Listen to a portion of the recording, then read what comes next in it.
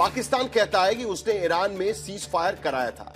उधर इजराइल ने लेबनान में कयामत का कहर ढा दिया है। इजराइल ने कहा है कि लेबनान पर हमले में हिजबुल्लाह के महासचिव अली यूसुफ खारसी उर्फ सेक्रेटरी जनरल नईम कासिम को मार दिया गया है और यह हमले आगे भी जारी रहेंगे। बदले में ईरान के कुछ फोर्स के कमांडर इस्माइल कानी ने भी कहा है कि लेबनान पर हमला खाली नहीं जाएगा, उसका जवाब दिया जाएगा। इसके बाद इस्लामाबाद में ईरानी राजदूत ने अपना वो वोट पोस्ट डिलीट कर दिया है जिसमें शुक्रवार को इस्लामाबाद में अमेरिका से बातचीत का दावा किया गया था। ईरानी संसद के स्पीकर बगैर गलीबाफ है। उन्होंने कहा है कि सीज फायर की 3 शर्तें तोड़ी गई। पहली शर्त, इजराइल ने लेबनान पर हमला कर दिया। दूसरी, फार्स प्रांत के लार इलाके में ड्रोन घुसा जिसे गिराया गया। और तीसरा, यूरेनियम एनरिचमेंट का हक देने से अमेरिका का सीधा इनकार। और जब बातचीत से पहले ही ये शर्तों से मुकर रहे हैं तो बातचीत का मतलब अब नहीं रह जाता। उधर बेचारा पाकिस्तान है कि तैयारी में जुट गया है। आज पूरा पाकिस्तान बंद रखा गया था और कल अमेरिकी जाएंगे, ईरानी आएंगे। सुरक्षा को खतरा ना हो जाए इसलिए पाकिस्तान कल भी बंद रहेगा। कल बात होने वाली है, लेकिन बातचीत होगी भी या नहीं यह अभी तक पता नहीं है, क्योंकि होर्मुज तो खुल ही नहीं पाया। अमेरिका के लिए होर्मुज खुलना जरूरी शर्त थी, जबकि सीज फायर के बाद उस होर्मुज से सिर्फ 4 से 6 खाली जहाज गुजरे हैं, जहां जंग से पहले औसतन 138 जहाज रोज गुजरते थे। इराक ने साफ कह दिया है कि सीज फायर के बाद कम से कम उनके देश से एक भी जहाज होर्मुज पार नहीं कर सका है। होर्मुज खुलवाने के लिए दूसरे देश बातचीत कर रहे हैं। ब्रिटेन के प्राइम मिनिस्टर कीर स्टारमर अबू धाबी पहुंच चुके हैं। अब्बास अराक्ची ने सऊदी के विदेश मंत्री फैजल अब्दुल्ला से फोन पर बात की है। भारत के विदेश मंत्री एस जयशंकर भी कतर में हैं और 11 अप्रैल को यूएई जाने वाले हैं। लेकिन फिक्र यह है कि होर्मुज खुला नहीं है, तो फिलहाल बड़ा सवाल यही है कि ये जो लिमिटेड सीज फायर चल रहा है ये चलेगा भी या नहीं चलेगा। कल ईरान अमेरिका में बातचीत होगी भी या नहीं होगी। इजराइल का अगला प्लान क्या होगा?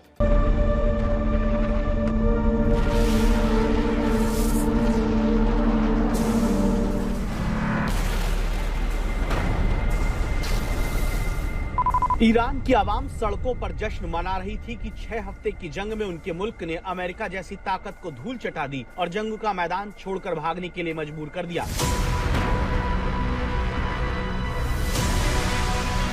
लेकिन उसी जंग में ईरान के शाना बाशाना उतरकर इजराइल पर हमले करने वाला हिजबुल्लाह इस जंग में फंस गया। कहर अब लेबनान पर बरस रहा है। सीज फायर के दिन ही इजराइल ने दक्षिणी लेबनान में इतने बम मारे कि 10 मिनट के भीतर 100 जगहों पर धुआं हो गया। बुर्ज अबी से बावड़ा तक, बेका घाटी तक, टाया सिटी से नाबिदिये तक और हारूज से घोबेरी तक सिर्फ 24 घंटे में इजराइल ने दक्षिणी लेबनान में 250 से ज्यादा लोगों की जान ले ली। 1165 से अधिक लोग जख्मी होकर तड़प रहे। दरअसल ईरान जंग में सीज फायर के बाद हिजबुल्लाह ने हमले रोक दिए, लेकिन उसके फौरन बाद ही इजराइल ने दक्षिणी लेबनान के इलाके को खाली करने का फरमान सुना दिया और चंद घंटों के अंदर बमबारी शुरू कर दी। अब अमेरिका कह रहा है कि ईरान से सीज फायर वाली डील में लेबनान शामिल नहीं था। I think the Iranians thought that the ceasefire included Lebanon, and it just didn't. We never made that promise. We never indicated that was going to be the case. What we said is that the ceasefire would be focused on Iran, and the ceasefire would be focused on America's allies, both Israel and the Gulf Arab states. Now, that said, the Israelis, as I understand it, again, I'm supposed to get a fuller report when I get on the plane, have actually offered to be, frankly, to check themselves a little bit in Lebanon because they want to make sure that our negotiation is successful. Pakistan कह रहा है कि ये तो युद्ध विराम की शर्तों का सीधा उल्लंघन है और इजराइल को लेबनान पर कहर ढाने की सजा मिलनी चाहिए। उधर ईरान ने होर्मुज का गला फिर से दबा दिया। ट्रंप ने जिस होर्मुज को नहीं खोलने पर ईरान की सभ्यता मिटाने की धमकी दी थी, वो होर्मुज फिर से बंद है और अब ज्यादा सख्ती से बंद है। सीज फायर के ऐलान के बाद होर्मुज से सिर्फ 2 खाली जहाज ही पार हो सके। ईरान का कहना है कि लेबनान पर हमला करके सीज फायर की शर्तें तोड़ी गई हैं और अब होर्मुज नहीं खुलेगा। दरअसल सीज फायर के ऐलान के बाद ईरान ने अपनी आवाम में यही फैलाया कि अमेरिका ने उसके 10 सूत्री प्लान को मंजूर करके ही सीज फायर किया। अब अमेरिका ने इस पर क्या कहा है, सुनिएगा। The Iranians originally put forward a 10-point plan that was fundamentally unserious, unacceptable, and completely discarded. It was literally thrown in the garbage by President Trump and his negotiating team. दरअसल America का इनकार uranium enrichment के plan को मंजूरी वाली शर्त को लेकर है, लेकिन ईरान ने जो 10 पॉइंट का फॉर्मूला भेजा था उसमें लेबनान में भी हो रहे हमले बंद करने की शर्त थी। उधर ईरान में लेबनान पर हमले के विरोध में प्रदर्शन होने लगा। खाड़ी के मुल्कों में सीजफायर डील को लेकर ईरानी संसद के स्पीकर मोहम्मद बागर गालिबफ पर गंभीर आरोप लगाए जा रहे हैं। कहा जा रहा है कि ईरान के यही नेता ट्रंप का साझीदार बनकर ईरानियों की ओर से डील का ड्रामा कर रहे हैं। क्योंकि ईरान से जंग में फिलहाल सीजफायर का शोर तो मच गया, लेकिन ईरान और अमेरिका दोनों का बयान यही है कि ट्रिगर पर उंगलियां हैं, जरूरत पड़ी तो फिर जंग होगी। But as Secretary Hegseth said, let us be clear, a ceasefire is a pause, and the joint force remains ready if ordered or called upon to resume combat operations with the same speed and precision as we've demonstrated over the last 38 days, and we hope that that is not the case. उधर कल Pakistani PM Shahbaz शरीफ कैमरे के सामने इतराते मुस्कुराते इठलाते फिर रहे थे कि ईरान की जंग उन्होंने रुकवा दी। अब पता चला कि पाकिस्तान ने दोनों ही पक्षों को एक दूसरे की झूठी शर्तें बताकर सारा गड्ढमगड करके रख दिया है। इसका सच अब आप इन दो तस्वीरों में देख सकते हैं, जिसमें एक पोस्ट में पाकिस्तानी पीएम शहबाज शरीफ साफ शब्दों में लिखते हैं कि सीजफायर की शर्तों में लेबनान भी शामिल है और उस पर हो रहे हमले भी बंद होंगे। दूसरी तरफ अमेरिका के उपराष्ट्रपति जेडी वैंस कह रहे हैं कि सीजफायर पर लेबनान की कोई बात नहीं हुई। तो कथित तौर पर पाकिस्तानी मध्यस्थता के बाद जंग ए ईरान के मैदान से खबर यही कि सीजफायर से पाकिस्तान को शोहरत मिली, अमेरिका को फुर्सत मिली, ईरान को राहत मिली और दुनिया को आफत ही आफत, क्योंकि हॉर्मूज का गला दबा हुआ है और दुनिया का दम घुट रहा है। आज तक ब्यूरो। पहला सवाल हमारा यह होगा कि सीज फायर के बावजूद लेबनान पर हमला शर्तों का उल्लंघन है या धूर्तता है? क्योंकि कल जब सीज फायर की घोषणा हुई थी तब उसमें भी यह बात साफ कही गई थी कि लेबनान पर भी हमला नहीं होगा, लेकिन उसके बावजूद हुआ है। तो क्या यह शर्तों का उल्लंघन जो ईरान कह रहा है या धूर्तता है इजराइल की? इस पर चर्चा होनी चाहिए। दूसरा सवाल, क्या लेबनान अटैक और होर्मुज के बंद होने से शांति वार्ता पर संकट बना हुआ है? क्योंकि अब इस्लामाबाद में जो मीटिंग होनी थी वो होगी नहीं होगी, उसको लेकर सवाल खड़े हो रहे हैं। और तीसरा सवाल, क्या पाकिस्तान ने सीज फायर डील कराने में दोनों देशों से गलत बयानी की है? यह भी एक सवाल उठता है, क्योंकि शहबाज शरीफ जो है उन्होंने दरअसल ट्वीट किया था और उसके बाद यह माना जा रहा था कि अब सीज फायर किया जाएगा और उसमें लेबनान का जिक्र साफ शब्दों में किया गया था और इसीलिए सवाल उठता है। तो सवाल इसी से शुरुआत करेंगे। आरजू काज़मी, न्यूयॉर्क टाइम्स की रिपोर्ट है जिसमें वो कह रहे हैं कि शहबाज शरीफ जो ट्वीट कर रहे थे, जो सोशल मीडिया पर उन्होंने पोस्ट किया, व्हाइट हाउस ने उसको मंजूरी दी थी, लेकिन उसके बावजूद आज हम देख रहे हैं कि लेबनान पे हमला हो रहा है। जेडी वांस कह रहे हैं कि कुछ मिसअंडरस्टैंडिंग हुआ है ईरान का, जिसके वजह से वो समझ बैठे कि शायद लेबनान भी इस बातचीत पे शामिल है, इस सीज फायर की जो शर्तें हैं उसमें शामिल है। और अब हम ये देख रहे हैं कि ईरान के पाकिस्तान के राजदूत जिन्होंने ट्वीट किया था, एम्बेसडर ने, और कहा था कि ईरानियन डेलीगेशन आएगा इस्लामाबाद में, अमेरिका से चर्चा होगी, वो ट्वीट उन्होंने डिलीट कर दिया है। क्या हो क्या रहा है? देखिए, अभी तक तो यही बताया जा रहा है, जो आपकी रिपोर्ट में था कि पाकिस्तान बंद है, तो मैं सबसे पहले बता दूं पाकिस्तान बंद नहीं है। सिर्फ इस्लामाबाद रावलपिंडी जो ट्विन सिटीज हैं, सिर्फ उसको एक तरह से स्कूल कॉलेज यूनिवर्सिटीज बंद की गई हैं, ऑफिसेज बंद है। बाकी पाकिस्तान में ऐसा कुछ नहीं है। साथ ही साथ पाकिस्तान में अभी तक तो यही कहा जा रहा है कि सैटरडे को ये मीटिंग होगी और डेलीगेशंस आज से आना शुरू होंगे और देखते हैं कि कौन आता है कौन नहीं आता है। और अगर ईरान के किसी ऑफिशियल ने अपनी ट्वीट लगा के डिलीट की है तो उसके बारे में तो अभी तक यहाँ पर ऐसा कुछ बताया नहीं गया। हमारे यहाँ तो अभी यही तैयारी चल रही है कि ये डेलीगेशंस आएंगे और पाकिस्तान में इनकी बात होगी। पाकिस्तान ने हरगिज़ ये दावा नहीं किया कि हम इस वॉर को रुकवा देंगे या ये झगड़ा ख़त्म करा देंगे। ये ज़रूर है कि पाकिस्तान ये कोशिश कर रहा है कि डायलॉग की टेबल पर ये लोग आ जाएं और वहाँ पर बातचीत हो जाए, लेकिन ऑब्वियसली उसमें इजराइल शामिल नहीं है और इजराइल का कोई ऑफिशियल पाकिस्तान नहीं आएगा, ना ही उनको इनवाइट किया गया है। तो अगर इजराइल उठकर किसी कंट्री के ऊपर, लेबनान या किसी पर अटैक करते हैं, तो उसमें पाकिस्तान या कोई और कुछ नहीं कर सकता। ये चीज़ जो है ये अमेरिका को देखनी चाहिए। और डोनाल्ड ट्रंप का तो आपको पता ही है कि वो तो अपनी कहीं भी बातों से हर दूसरे दिन मुकर जाते हैं। तो हो सकता है पाकिस्तान से भी कोई बात की गई हो और उस वजह से यहाँ के ऑफिशियल्स जो है बात कर रहे हैं, आरजू, आपकी ये बात तो ठीक है कि इजराइल इस चर्चा में शामिल नहीं होगा और इजराइल को रोकने का काम अमेरिका का है। इससे पहले भी जब सीरियन आर्म फोर्सेस पे 2025 में अमेरिका इजराइल की तरफ से हमले होने थे, तब भी अमेरिका ने बीच बचाव किया था, कहा था, और उसके बाद इजराइल ने उनकी बात मानी थी।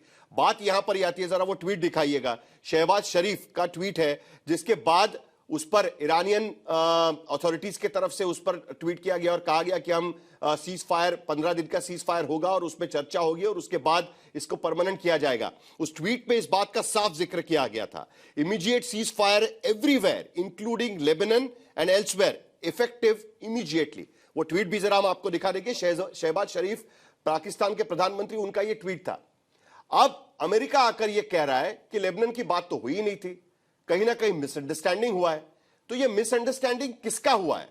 शहबाज शरीफ पाकिस्तान का मिसअंडरस्टैंडिंग हुआ है सोशल मीडिया पर यह डालने से पहले? जेडी वांस कह रहे हैं कि ईरान का मिसअंडरस्टैंडिंग हुआ है। किसका मिसअंडरस्टैंडिंग हुआ है? देखिए, कहीं ना कहीं अगर ये मिसअंडरस्टैंडिंग की बात की जा रही है तो हो सकता है हुआ हो, लेकिन अगर जैसे मैंने पहले कहा कि डोनाल्ड ट्रंप की बात करें या अमेरिकन ऑफिशियल्स की बात करें तो वो तो हर दूसरे दिन अपना स्टेटमेंट खुद ही चेंज कर देते हैं।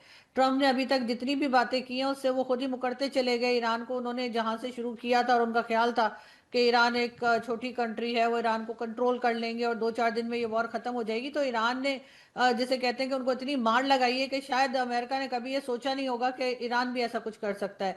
तो इस वक्त जो बार बार स्टेटमेंट्स चेंज हो रही है वो यकीनन अमेरिका की तरफ से ही हो रही होंगी और पाकिस्तान से तो जो कहा गया होगा, वरना पाकिस्तान को कोई शौक थोड़ी है कि किसी कंट्री का नाम ना हो और वो फिर भी ट्वीट लगा दी जाए। तो हो सकता है अमेरिका ने कहा और बाद में ये खुद क्योंकि नहीं, लेकिन पाकिस्तानी अथॉरिटीज की तरफ से इसके बारे में कोई सफाई आई है क्या? क्योंकि आपके प्रधानमंत्री जो कह रहे हैं पब्लिक फोरम पर, उसको साफ शब्दों में झुटलाया जा रहा है। आप बीच बचाव करने की कोशिश कर रहे हैं और उसके बाद अब ईरानियन अथॉरिटीज इस चर्चा में शामिल होंगी नहीं होंगी, इसकी कोई गारंटी नहीं रही है। जो सोशल मीडिया पर आपके प्रधानमंत्री ने चीज डाली उसको झुटलाया जा रहा है अमेरिका की तरफ से। देखिए, जो हमारे प्राइम मिनिस्टर ने सोशल मीडिया पे लिखा तो उन्होंने अपने मन से तो नहीं लिखा होगा, डेफिनेटली उनको इन कंट्रीज ने गारंटी दी होगी। अब अगर वो अपनी बात से खुद मुकर गए तो फिर उनकी ट्वीट तो जाहिर है बेकार हो ही जाएगी। लेकिन उसी के साथ साथ अभी तक किसी ने ये नहीं कहा कि ईरान से कोई डेलीगेशन या अमेरिका से डेलीगेशन नहीं आ रहा है। अभी यही बताया गया कि वो लोग पहुंच रहे हैं और आज रात मेरे ख्याल है कुछ आवर्स के बाद पता लग जाएगा कि कौन कौन आ गया है। ठीक है, तो पाकिस्तान में अभी भी उम्मीद है। सूरत वाला, क्या आपको लगता है कि ईरान का डेलीगेशन ये सब चीजों के बाद भी जाएगा? क्योंकि ईरान के तरफ से साफ शब्दों में कहा है कि 3 शर्तों का उल्लंघन हुआ है। हमले जारी रहे हैं, एक ड्रोन ईरान के एयर स्पेस में इंटरसेप्ट किया गया है और लेबनान पर भी हमले चल रहे हैं। तो ऐसी स्थिति में, और सबसे बड़ी बात यूरेनियम इनरिचमेंट को लेकर, अमेरिका बार बार ये कह रहा है कि यूरेनियम का इनरिचमेंट को लेकर नहीं होगा। ये बात ईरान ने मान ली थी, लेकिन ईरान इस बात को मानने को तैयार नहीं है। तो आज की स्थिति में क्या डेलीगेशन इस्लामाबाद जाएगा, बातचीत होगी, या अब यह सीज फायर सिर्फ 2 दिन का बचकर रह जाएगा और एक बार फिर वही चीज देखने मिलेगी जो पिछले 3-4 हफ्तों से हम देख रहे हैं? ऑफिशियली डेलीगेशन के बारे में ईरान ने अभी तक के न जाने का अनाउंस नहीं किया है, बल्कि यही कहा गया है कि डेलीगेशन जाने की तैयारी है। लेकिन ईरान के एम्बेसडर जो पाकिस्तान में थे, उन्होंने आज सुबह एक ट्वीट किया था कि रात में 10 बजे एक ईरान का डेलीगेशन पाकिस्तान पहुंचेगा। उन्होंने अपना ट्वीट डिलीट कर दिया है। इससे यह मतलब निकाला जा रहा है कि हालात को बदलता हुआ देखते हुए और अमेरिका ने वो जो सीज फायर के जो पॉइंट्स रखे गए थे कि जिसके ऊपर बात करना है, उनका उल्लंघन होता हुआ देखकर अपने उधर जो इस्राइल को उसे कंट्रोल करना चाहिए था वो कंट्रोल नहीं कर पा रहा है। चूंकि वो कंट्रोल नहीं कर पा रहा है तो ईरान में मीडिया में भी ये बात चल रही है और ईरान में एक्सपर्ट्स भी इस बात को कह रहे हैं कि जब अमेरिका इस्राइल को कंट्रोल नहीं कर पा रहा है, और पहली शर्त उसमें ये थी कि हर जगह हमले रोके जाएंगे, उसमें लुबनान भी शामिल था, और इसको पाकिस्तान के ऑफिशियल्स ने, जहां उनके प्राइम मिनिस्टर ने ट्वीट किया था, साथ साथ में पाकिस्तान के एम्बेसडर जो अमेरिका में है उन्होंने भी इसको कंफर्म किया है कि लुबनान का नाम ऑलरेडी इसमें था और आज इनका ट्वीट था। यानी पाकिस्तान के दूसरे ऑफिशियल्स कहां से कंफर्म किया है? जेडी वांस का स्टेटमेंट आपको हम दिखा देते हैं, उसमें तो वो साफ शब्दों में कह रहे हैं कि ईरान का मिसअंडरस्टैंडिंग हुआ है। पाकिस्तानी जर्नलिस्ट कह रहे हैं कि शहबाज शरीफ अमेरिका से बात किए बिना इस तरीके से ट्वीट नहीं कर सकते। तो ये मिसअंडरस्टैंडिंग कहां है? क्या इसीलिए सवाल उठता है ना कि क्या अब इस्लामाबाद में बातचीत का कोई मतलब रह गया है? मुझे लगता है कि इसको मिसअंडरस्टैंडिंग की जगह जो है, असल वर्ड अगर एक्चुअल हम लोग देना चाहें तो ये हो सकता है कि अमेरिका का मिसकैलकुलेशन है। अमेरिका को फेस सेविंग के लिए, ट्रंप को ईरान के साथ अपने आप को बचाने के लिए ईरान के 10 पॉइंट्स को मान लिया जल्दी में और अपने हिसाब से, और वो मानकर वो अपना फेस सेव करना चाहते थे। उनको ये लग रहा था कि ये मैं मान भी लूंगा और इसराइल को मनवा भी लूंगा। लेकिन अब यह साबित हो गया है कि नेतन्याहू के ऊपर ट्रंप की नहीं चलती है। नेतन्याहू वो बंदा है कि जो ट्रंप के ऊपर हुकूमत करता है, और वो जो अमेरिका फर्स्ट वाला जो नारा है, असल में उनके लिए अमेरिका फर्स्ट नहीं, अब इसराइल फर्स्ट है। तो असल प्रॉब्लम मिसकैलकुलेशन है ट्रंप एंड टीम का। वो ये समझ रहे थे कि इसराइल को कंट्रोल कर लेंगे, नहीं कर पा रहे हैं। अब ईरान ये कह रहा है कि जब तुम कंट्रोल नहीं कर पा रहे हो और जिसके ऊपर तुमने माना है, तो इसका मतलब ये कि उस शर्त का उल्लंघन हो रहा है, और जब शर्त का उल्लंघन हो रहा है तो फिर किसी भी तरह से अब डिस्कशन और गुफ्तगू का मौका बाकी नहीं रहता है। ये ट्रंप जो है और अमेरिका इसराइल को कंट्रोल नहीं कर पा रहा है, ये इसकी बहुत बड़ी निशानी है कि इसराइल को, अगर तो ईरान को लगता है कि इजराइल को अमेरिका कंट्रोल नहीं कर पा रहा है। वहीं दूसरी तरफ अमेरिका मानता है कि होर्मुज इमीडिएट, तुरंत खोलने का वादा ईरान की तरफ से किया गया था, जो नहीं खोला गया है। बिल्कुल ईरान का यह भी मानना है कि हम वहां पर टोल वसूली करेंगे, जो ओमान मानने को तैयार नहीं है। तो आज की स्थिति में होर्मुज की हालत क्या है? क्योंकि कल के बाद माना जा रहा था कि होर्मुज से जहाजों की आवाजाही शुरू हो जाएगी। जरा एक बार वो हालात देख लेते हैं, जरा स्क्रीन पर नजर डालिएगा। खबर यह है कि यह नक्शा ईरान ने सीज फायर के बाद ही जारी किया हुआ है। इसमें सभी जहाजों को निर्देश दिया गया है कि अगर होर्मुज से गुजरना है तो उसके 2 रास्ते से ही गुजरना है, जो ईरान ने तय करके रखे हुए हैं। इसमें एक रास्ता होर्मुज के अंदर वाले जहाजों का है, जो लारक द्वीप से के उत्तर से जा रहा है, और दूसरा रास्ता जो है वो लारक द्वीप के दक्षिण से जा रहा है, जो होर्मुज से निकलने वाला रूट है। इसके अलावा ईरान के दिए गए कोऑर्डिनेट्स पर समुद्री माइंस यानी बम, जो बारूद है वो बिछे हुए हैं, वहां पर बम बारूद बिछे हुए हैं। तो ईरान ने साफ कह दिया है कि अगर कोई जहाज IRGC की परमिशन के बिना अगर उधर से गुजरता है तो वो माइंस की चपेट में आ सकता है, क्योंकि ईरान ने अमेरिका के 5वें बेड़े के होर्मुज में आने की खबर पर ये माइंस वहां पर बिछा के रखी थी, जो अभी भी इस आज के हालात में भी वहां पर मौजूद है। मतलब जहाजों को लारक द्वीप से ही गुजरना पड़ेगा, और वहां ईरान ने अपना टोल बूथ बनाकर रखा हुआ है। तो यह नक्शा आप देख सकते हैं कि अगर गुजरना है तो आप उत्तर या दक्षिण, ये जो इलाका है वहीं से आप गुजर सकते हैं। आप कहीं और से जाने की कोशिश करेंगे तो माइंस बिछा के रखे हुए हैं, आप वहां से नहीं गुजर सकते।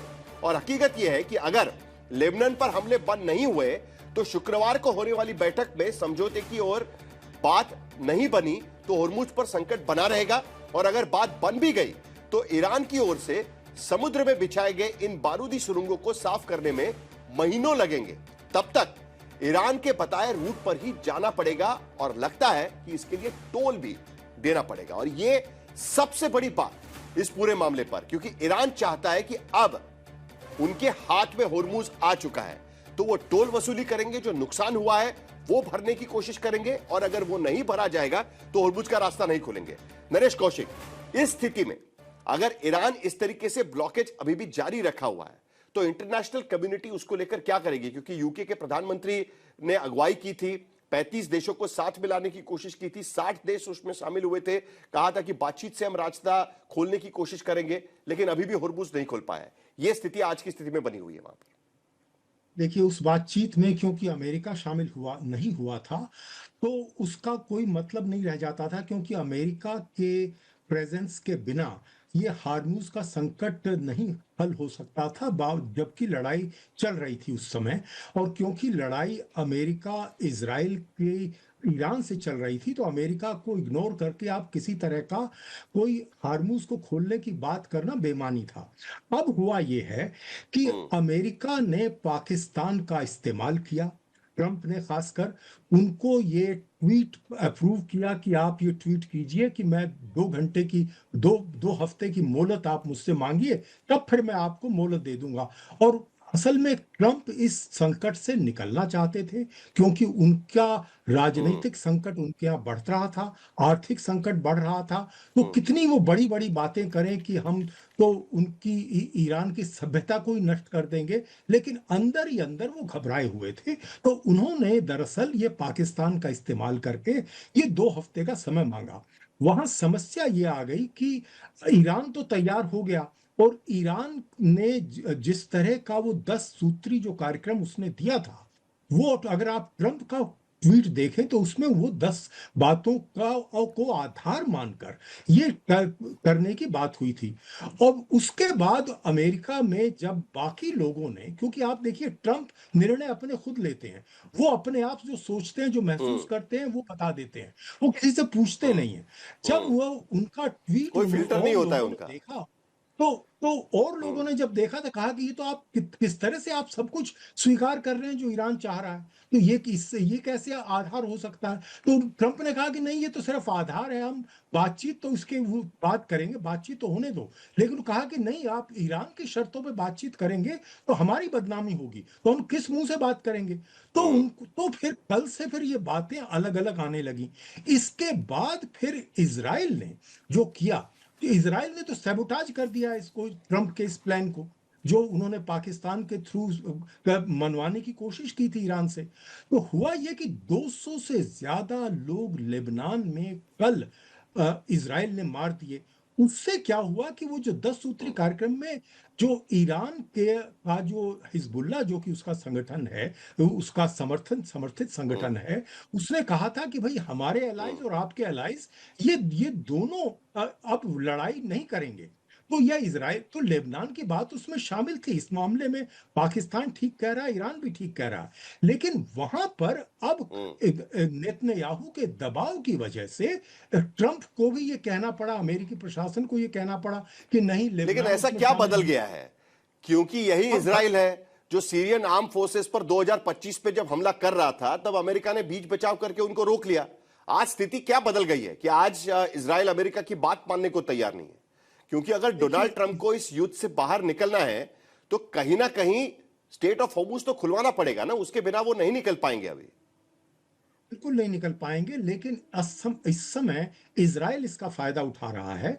और इजराइल को ये लगता है कि ट्रंप ही अकेले, आप देखिए इजराइल के जो प्रधानमंत्री हैं नेतन्याहू, पिछले 40 साल से कोशिश कर रहे थे कोई अमेरिकी राष्ट्रपति तो तैयार हो ईरान के साथ, उनके साथ मिलकर ईरान पर हमला करने के लिए। कोई और तैयार नहीं होता था, ये ट्रंप तैयार हो गए। ट्रंप कहीं ना कहीं नेतन्याहू से झुकते हैं, और अगर इजराइल पर कोई अगर दबाव डाल भी सकता है, वो ट्रंप ही है। तो मुझे लगता है कि देर सवेर दबाव डलेगा, और ये युद्ध विराम दरअसल ये कराने के अलावा इनके पास कोई चारा नहीं है, क्योंकि ये अमेरिका ही नहीं, पूरी दुनिया की अर्थव्यवस्था इससे जो है इस पर निर्भर है। लेकिन लग ये रहा है मुझे कि ट्रंप और उनका जो मिलिट्री है वो समय मांग रहे हैं, और ये 2 हफ्ते का जो युद्ध विराम है, ये मुझे लगता है ग्राउंड ऑपरेशन की तैयारी है। लेकिन इस बीच बातचीत होगी, वो दोनों अपने देश की, यानी ईरान भी ये तो पाकिस्तान का इस्तेमाल किया जा रहा है आरजू काज़मी, बिल्कुल ग्राउंड ऑपरेशन की तैयारी के लिए कहीं ना कहीं पाकिस्तान का इस्तेमाल किया जा रहा है, ये बात यहां पर रखने की कोशिश हो रही है। देखिए, पाकिस्तान डेफिनेटली इस वक्त अमेरिका के साथ दिखाई दे रहा है, और ईरान के साथ भी रिलेशंस अभी फिलहाल तो हमारे अच्छे ही चल रहे हैं, इसलिए कि रोज बात की जा रही है। प्राइम मिनिस्टर शहबाज शरीफ की जो है, वहाँ के जो भी ऑफिशियल्स हैं ईरान के, उनसे बात हो रही है। तो पाकिस्तान यहाँ पर इतना ही इस्तेमाल किया जा रहा है कि जगह पाकिस्तान की चुनी गई है या पाकिस्तान में ये मीटिंग रखी गई है, वरना कहीं और भी रखी जा सकती थी, लेकिन शायद ईरान का डेलीगेशन वहां जाने को तैयार ना होता। और इस वक्त डोनाल्ड ट्रंप को भी कुछ दिन चाहिए थे, जिसमें कि वो वॉर को रोकना चाह रहे थे अपनी फेस सेविंग के लिए या अपने आप को बचाने के लिए। तो उसमें इससे अच्छी एडवाइस तो कोई नहीं हो सकती थी कि वो इस तरह की मीटिंग रख लें, फिर चाहे 2 दिन के बाद मीटिंग के फिर वही सिलसिला शुरू हो जाए जो पहले चल रहा था टैक्स का। ये तो ट्रंप ने आज भी स्टेटमेंट दिया है कि अगर डायलॉग कामयाब ना हुए तो पहले से ज्यादा स्ट्रॉन्ग तरीके से वो ईरान पर अटैक करेंगे। तो जब डायलॉग होने जा रहे हैं उससे पहले इस तरह की बात का या इस तरह की स्टेटमेंट का क्या मतलब लिया जाए? पाकिस्तान सिर्फ इतना ही आप कह सकते हैं कि कोशिश कर रहा है कि ये लोग टेबल पर आ जाएं, बात हो जाए, बाकी जो डिसाइड करना है वो तो इन दोनों बल्कि तीनों कंट्रीज ने, लेकिन इजराइल, जिस तरीके ईरान से और अमेरिका स्थितियां ने चल डिसाइड रही करना है, लोग क्या टेबल पर आएंगे उसको लेकर भी सवाल उठाए जा रहे हैं। अचल जी, और आज की स्थिति में जयशंकर कतर में है क्योंकि अभी भी होर्मुज खुला नहीं है। भारत की स्थिति वही बनी हुई है, भारत की भूमिका इसमें जो थी वही बनी हुई है, और भारत को होने वाले गैस और तेल के सप्लाई में भी कोई ज्यादा फर्क इससे पड़ा नहीं है, क्योंकि सीज फायर जिस सूरत में होना चाहिए वो सीज फायर उस तरीके से नहीं दिख रहा है। क्या सचमुच में यह हो पाएगा? क्योंकि 3-4 मुद्दे इसमें साफ नजर आते हैं कि जिस पर ना ईरान मानेगा ना अमेरिका मानेगा, क्योंकि ईरान जो यूरेनियम एनरिचमेंट का प्लान है वो छोड़ने के लिए तैयार नहीं है।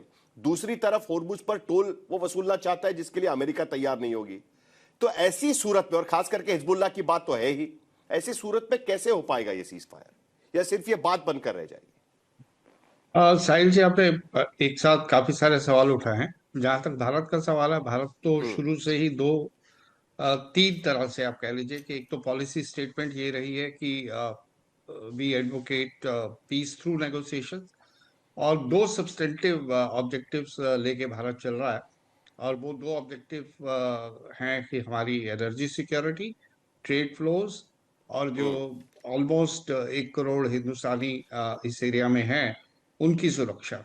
तो हम तो उसी पे काम कर रहे हैं, और हमने राइटली आई थिंक सही किया, अच्छा किया कि इस तरह की जो ब्रोकरशिप और इसमें हमने अपना टांग नहीं अड़ाई, क्योंकि ये मुद्दे इतने कॉम्प्लिकेटेड है, इसमें कोई भी इनिशिएटिव जो है वो इसका कोई वो नहीं है, अंधेरी गली है, देयर इज नो लाइट। मतलब क्या आप ये कहने की कोशिश कर रहे हैं कि ये ब्रोकरशिप में ना अमेरिका मानेगा ना इजराइल मानेगा, कोई भरोसे के लायक नहीं है, तो बेहतर ये है कि दूर रहो? हाँ यही बिल्कुल, कहने की कोशिश कर रहे हैं। कोयले की दलाली में मुंह काला मत करवाओ, सीधी सी बात। तो let them fight it out. अब दूसरा पॉइंट ये है कि इन दोनों जो साइड्स हैं, और दोनों नहीं बल्कि 3 साइड्स हैं, 3 पार्टीज टू द कॉन्फ्लिक्ट, इनमें इतना गैप है, इनकी जो डिमांड्स हैं, इनकी एस्पिरेशंस हैं, उसमें इतना ज्यादा बड़ा गैप है कि उसको नैरो करना, उसको रिड्यूस करना एक बहुत ही हरक्यूलियन टास्क रहेगा। जहां तक आप न्यूक्लियर की बात कर रहे हैं, तो वो तो ईरान, मुझे लगता है अगर वो 2015 का जो कॉम्प्रिहेंसिव प्लान ऑफ एक्शन था, अगर उसके इर्द गिर्द कोई समझौता करना चाहे तो ईरान शायद तैयार हो जाएगा, और उसमें आईएईए का रोल बढ़ा दिया जाएगा। और ईरान जैसे शुरू से कह रहा है कि न्यूक्लियर बॉम्ब तो हमारे धर्म में, हमारी उसमें जो है हराम है, और हम एनरिच करेंगे सिर्फ सिविलियन। मेरा मतलब 2015 के न्यूक्लियर डील के आसपास उस पर सहमति बन सकती है। आपने हॉर्मुज स्ट्रेट की बात करी, आप कह रहे हैं कि अमेरिका चाहेगा इसे खुलवाना, लेकिन मैं कल से अपना जो है उस पजल को सॉल्व करने की कोशिश कर रहा हूँ जो उन्होंने ट्वीट करी है। I am trying to decode it, जिसमें उन्होंने 2 बातें कही। एक तो ये कहा कि अमेरिका हेल्प करेगा to build up traffic in the Hormuz, and दूसरी बात उन्होंने कह दी कि big money can be made from there. तो क्या अभी लगता है कि अमेरिका चाह रहा है कि ईरान के साथ पार्टनरशिप करके या ओमान या दूसरे लोगों को बीच में लाके तो वो भी अपना धंधा चालू करे, यहाँ लगाओ टोल, उसे क्या फर्क पड़ता है कि इंटरनेशनल वाटर्स हैं या एक्सक्लूसिव इकोनॉमिक जोन है या वायलेशन ऑफ इंटरनेशनल लॉ है, वो तो परवाह ही नहीं करता इन सब चीजों की। तो हॉर्मोन्स में मुझे लगता है वो कुछ is sensing lot of money कि बहुत पैसा बनाया जा सकता है यहाँ से। कोई गुंजाइश है आपको लगती है कि जो भारत के साथ में यूके के प्रधानमंत्री हो या बाकी यूरोपियन कंट्रीज के प्रधानमंत्री या हेड ऑफ स्टेट्स या सभी लोगों ने मिलकर एक पहल की थी कि हम सब मिलकर हॉर्मुज को खोलने की कोशिश करेंगे, क्योंकि उसका नुकसान सबसे ज्यादा यूरोप और एशियाई कंट्रीज को हो रहा है, उनका तेल सप्लाई, गैस सप्लाई पूरी तरीके से रुका हुआ है। नो आई एग्री, तो उससे कोई फर्क पड़ेगा? साहिल, मैं बिल्कुल, अभी अमेरिका हो, सॉरी यूके हो, फ्रांस हो, ये सब लोग अपनी तरफ से कोशिश कर रहे हैं, काफी लोगों को एक साथ मिला रहे हैं। और हम तो ऑब्वियसली जो फ्रीडम ऑफ नेविगेशन की बात करते ही रहते हैं, चाहे इंडो पैसिफिक हो और अब ये हॉर्मुज की बात आ गई। और सबके जो इंटरेस्ट है इसमें डायरेक्टली इन्वॉल्व हैं, और इसमें ऑब्वियसली ऑयल प्राइसेस बढ़ेंगे, जब टोल देने पड़ेगी तो ट्रांसपोर्टेशन कॉस्ट बढ़ेंगी, और इसका दूसरा खामियाजा जो हम सब लोग जो कंज्यूमर्स हैं उनको उठाना ही पड़ेगा। लेकिन अब वो जो $1 मिलियन क्वेश्चन है, बिल्ली ये उसमें कौन बांधेगा बिल्ली के गले में घंटी, ये सब मिलके क्या collectively out of from with in UN या आउटसाइड द यूएन को ऐसा प्रेशर बिल्ड कर पाएंगे अमेरिका के ऊपर या ईरान के ऊपर कि ये होर्मुज खुले, और खुले अनकंडीशनली, जिसपे कोई टोल की बात नहीं हो और लीगैलिटी। लेकिन बिल्ली है कौन, इजराइल है कि अमेरिका है आज की स्थिति में? ये भी तो सवाल है ना। अमेरिका नहीं, होर्मुज का जहां तक सवाल है अमेरिका बिल्ली है। इजराइल का ऑब्जेक्टिव एंड ऑब्जेक्टिव बिल्कुल अलग है साहिल। दैट्स व्हाई वो लेबनान पे कर रहा है। अगर इजराइल पे छोड़ दी जाए ना बात, उनके लिए ये लाइफ टाइम अपॉर्चुनिटी आई है जिसमें वो ईरान को इतना कमजोर कर देना चाहते हैं और उसकी एक्सिस ऑफ रेजिस्टेंस को पूरी तरह से खत्म कर देना चाहते हैं, ताकि आने वाले वक्त में जैसा वो कहते हैं कि Iran ceases to be any existential threat to Israel. ये उनका पर्सपेक्टिव कह रहा हूं मैं, ये नहीं एंडोर्स कर रहा कि अगर जो आपको लगे कि आपके लिए वो खतरा है तो आप जाके उसे गोली मार दें या उस पर बम बरसा दें, लेकिन ये उनका पर्सपेक्टिव है। इस बीच में जो डोनाल्ड ट्रंप, कौशिक साहब ने बहुत सही कहा कि 40 साल से, मैं मानता हूं इस बात को इंडोर्स करता हूं कि 40 साल से इजराइल ट्राई कर रहा है कि अमेरिकन प्रेसिडेंट इसके अंदर इन्वॉल्व हो जाए। डोनाल्ड ट्रंप पिछली टर्म में नहीं हुए, इस बार पता नहीं क्यों हो गए, एप्स्टाइन फाइल से इसका कोई लेना देना है मुझे नहीं पता। बहरहाल वो हो गए, लेकिन होने के बाद वो चिकन आउट करके, मतलब उनकी मजबूरी है, डोमेस्टिक कंपल्शन है उनके ऊपर भाई, मिड टर्म इलेक्शंस आने वाले हैं उसके ऊपर, वो तो हो गए। लेकिन इजराइल नहीं चाहता, अभी इजराइल का एजेंडा कंप्लीट नहीं हुआ साहिल, तो इसीलिए वो लेबनान के ऊपर हमले कर रहा है। और अमेरिका, इसीलिए ये बात पर सवाल लगे हुए हैं कि क्या सचमुच में अब एक टेबल पर बैठकर इस्लामाबाद में बातचीत हो पाएगी, क्योंकि अगर इजराइल का बदला पूरा नहीं हुआ है, इजराइल का जो लक्ष्य था वो अगर पूरा नहीं हुआ है, तो इजराइल लेबनान पर हमले करता रहेगा, और ऐसी सूरत में ईरान बातचीत के लिए तैयार होगा क्या, यह एक सबसे बड़ा सवाल होगा। और इसीलिए पीके श्रीवास्तव जी, इन पूरी बातचीत की सफलता पर कितना भरोसा है आपको? क्योंकि अमेरिका भी कह रहा है कि हम हमारे सैनिक वापस नहीं लेंगे, जो भी डिप्लॉयमेंट आज की स्थिति में खाड़ी देशों में है वो हम वापस नहीं लेंगे, अभी भी हम हमले की स्थिति में हैं। ईरान भी कह रहा है कि जो हमने स्टेट ऑफ होर्मुज में वहां पर बम लगा के रखे हुए उसको हम नहीं हटाएंगे। तो दोनों ही तरफ से तैयारी पूरी है अभी भी। Sahil, thank you very much for being on your show.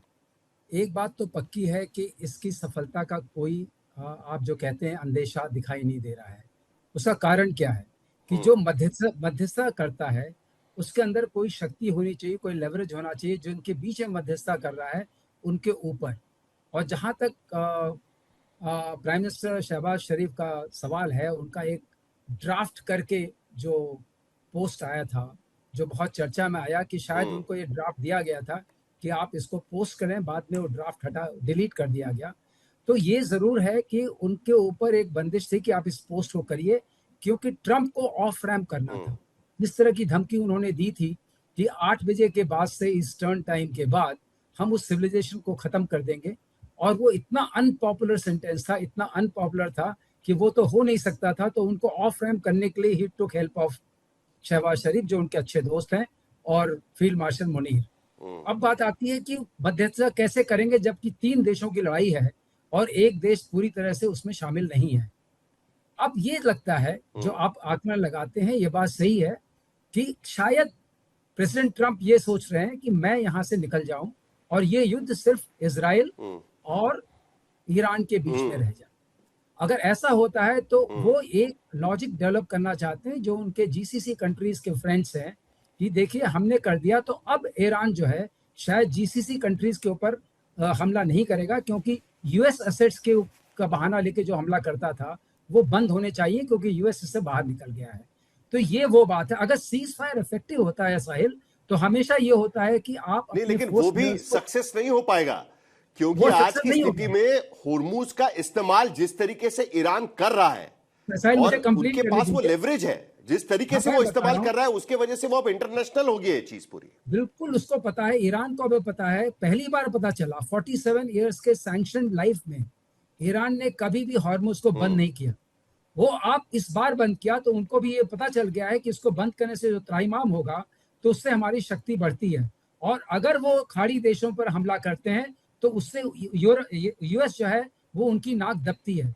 तो ये ईरान, ये जो दोस्त को बहुत मजबूत आधार स्तंभ मिले, उनको छोड़ने वाला नहीं, कहीं यही उसका लेवरेज पॉइंट है। लेकिन सवाल ये उठता है कि ईरान क्यों करेगा? जो 10 पॉइंट्स थे, उन 10 पॉइंट्स को तो यूएस कभी मान ही नहीं सकते। अगर उसको मान लिया तो उसके फ्रोजन एसेट्स फ्री हो जाते हैं, उसके सैंक्शंस खत्म हो जाते हैं, ईरान एनरिचमेंट जो उसके ऊपर कोई प्रतिबंध नहीं रहता है, आईईए वाले जो हैं अब उसको देख नहीं सकते हैं। इतनी सारी चीजें अगर हो जाती हैं तो इससे एब्सोल्यूट विक्ट्री से ज्यादा तो हो ही नहीं सकती है। तो ये पॉसिबल नहीं कि ट्रंप ये ग्रांट कर सके। अब अगर आप सीज फायर को इफेक्टिवली यूज करना चाहते हैं, जो मैं मिलिट्री पर्सपेक्टिव से बताता हूं, तो उसके बाद क्या होता है, फोर्सेस लेवल को डिग्रेड आप करते हैं, थोड़ा पीछे करते हैं, जिससे दूसरे को एक कॉन्फिडेंस बिल्डअप होता है कि ये होगा। ईरान को क्या कॉन्फिडेंस होगा? जितनी बार वो डिप्लोमेसी में गए उतनी बार उनके ऊपर अटैक हो गया है। तो trust factor with respect to US absolutely zero, and trust factor with respect to the mediator is also zero. जनवरी 24 में पाकिस्तान और ईरान के बीच में भी स्कर्मिश हुआ था। तो ये सब चीजें देखते हुए किस बेसिस पर इस्लामाबाद आपके प्रधानमंत्री इंटरनेशनल सेलिब्रिटी बन गए थे, यूएन के सेक्रेटरी जनरल उनका जिक्र कर रहे थे, लेकिन यहां पर तो लग रहा है कि सबको लगता है कि अमेरिका ने कहीं इस्तेमाल कर लिया क्योंकि उन्हें युद्ध से बाहर निकल जाना था, लेकिन इसका कोई फायदा होने वाला नहीं है। देखिए ये बात तो मेरे ख्याल में सैटरडे को ही पता लगेगी कि कोई फायदा हुआ या नहीं, लेकिन ये डायलॉग सक्सेसफुल होंगे इस बात का ज्यादा उम्मीद नहीं है लोगों को। लग यही रहा है कि दोनों जो हैं, चाहे अमेरिका हो या ईरान, वो किसी एक जगह पर एग्री नहीं करेंगे, और अगर वो एग्री नहीं करेंगे तो ऑब्वियसली ये डायलॉग जो है ये तो वहीं उसी टाइम पर फेल होते हुए दिखाई देंगे। लेकिन कोशिश यही की जा रही है कि डायलॉग हो सकता है कि कुछ पॉइंट्स ऐसे हों जिसपे दोनों एग्री कर जाएं और ये लड़ाई जो है ये कुछ अरसे के लिए और रुके। लेकिन जो एक हिस्ट्री रही है अमेरिका की भी, इजराइल की और ईरान की, कि ये कुछ अरसे बाद दोबारा ये सिलसिला शुरू करेंगे, लेकिन इस बार तो इन्होंने हद ही कर दी क्योंकि कई दूसरी कंट्रीज भी उसके लपेट में आई हैं। नहीं, लेकिन ईरान के जो 10 पॉइंट्स है, उस पॉइंट्स को लेकर पाकिस्तान के तरफ से कोई पहल होगी कि नहीं होगी? वो 10 पॉइंट्स आपको दिखा देते हैं कि ईरान पर कभी हमले ना हो। अमेरिका से आप कैसे गारंटी ला सकते हैं कि ईरान पर कभी हमला नहीं होगा? और खास करके इजराइल जब इसमें शामिल है, जंग हमेशा के लिए खत्म हो जाए। जब बात ही आगे नहीं बढ़ेगी, सीज फायर ही ठीक से नहीं हो पाएगा, तो जंग हमेशा से कैसे खत्म होगी? लेबनान पर इजरायली हमले बंद ही नहीं हो रहे, यह भी एक शर्त थी। यूएस की ओर से लागू की गई जो पाबंदियां है वो हटा दी जाए। तेल के लिए पाबंदी हट गई, लेकिन उसके बावजूद हमेशा के लिए हटा दी जाए। ईरान के सहयोगियों पर हमले ना हो, जिसमें लेबनान भी शामिल है या हिजबुल्लाह शामिल है। होर्मुज स्ट्रेट खोलने के लिए वो तैयार है, लेकिन टोल देना पड़ेगा, यह भी उनकी एक शर्त थी।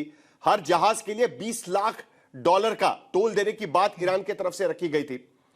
टोल के पैसे ओमान को भी मिले। ओमान हालांकि कह रहा है कि हमें टोल के पैसों की जरूरत नहीं है, वो भी उनकी तरफ से कहा गया है। और होर्मुज सुरक्षित पार कराने की वो गारंटी देते हैं, यह भी ईरान की तरफ से कहा गया था। और 10वीं शर्त थी कि ईरान के नुकसान की भरपाई की जाए। अब वो कौन करेगा वो नहीं पता, लेकिन अमेरिका, हमने लेविट का स्टेटमेंट देखा, व्हाइट हाउस की स्पोक्स पर्सन, वो कह रहे कि ये तो कागज हमने उठा के फेंक दिया, हमने उसे स्पर्श भी नहीं किया। तो ऐसी स्थिति में पाकिस्तान कैसे गारंटी लेगा इस पूरे मामले की कि इसको सक्सेस किया जाए? अमेरिका तो सिर्फ युद्ध से बाहर निकलना चाहता है, शांति की गारंटी कहां से लेंगे नेगोशिएटर?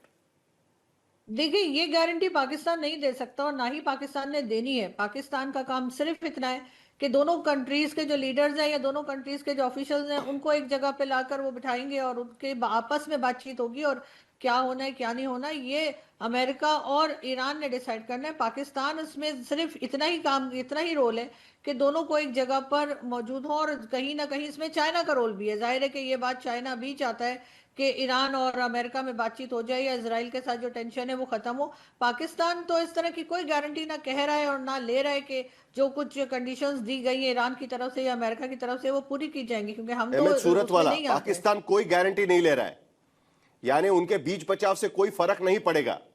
जी, पाकिस्तान का काम ईरान के मीडिया में भी इसी तरह से बयान किया जा रहा है, शुक्रिया अदा करने के साथ में पाकिस्तान का। और वो ये कि जो हम कह रहे हैं वो आप अमेरिका तक के पहुंचाइए, और अमेरिका ने जो उनको पहले दिया था वो उन्होंने ईरान तक के पहुंचाया।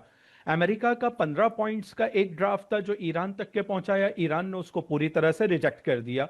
ईरान ने अपने 10 पॉइंट्स का ड्राफ्ट तैयार करके भेजा, वो पाकिस्तान ने अमेरिका तक के पहुंचाया, और फिर अमेरिका ने और खास तौर पे ट्रंप ने अपनी फेस सेविंग के लिए इसको मान लिया।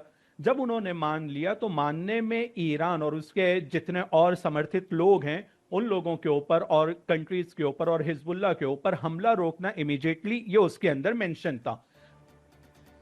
आज की स्थिति में तो यह हमला रुकता हुआ नजर नहीं आ रहा है, और इसीलिए पूरी दुनिया का ध्यान इस बात को लेकर है कि इस्लामाबाद में जो बैठक होने वाली है, क्या उसके लिए ईरानियन डेलीगेशन अमेरिका के सामने आकर बैठेगा या नहीं बैठेगा, क्या ये युद्ध रुकेगा या नहीं रुकेगा।